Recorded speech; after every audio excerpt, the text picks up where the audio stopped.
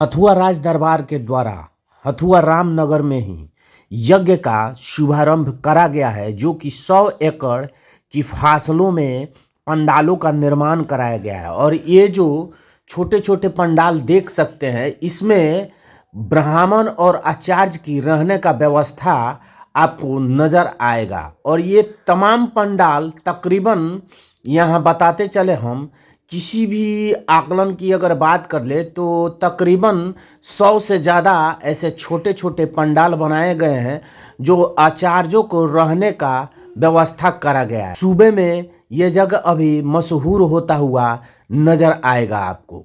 और यही वो जगह है जिसमें बाबा अनिरुद्धाचार्य और रामदेव बाबा धीरेन्द्र शास्त्री का आगमन होने वाला है।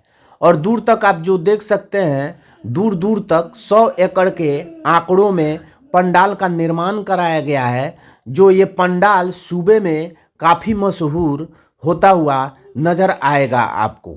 और यज्ञ का जो ये मंडप आप देख रहे हैं, महिलाएं यज्ञ की भ्रमण कर रही है, भांवर दे रही है, तो कहीं ना कहीं लोगों का आस्था इस यज्ञ को लेकर के काफ़ी देखने को मिलते हैं।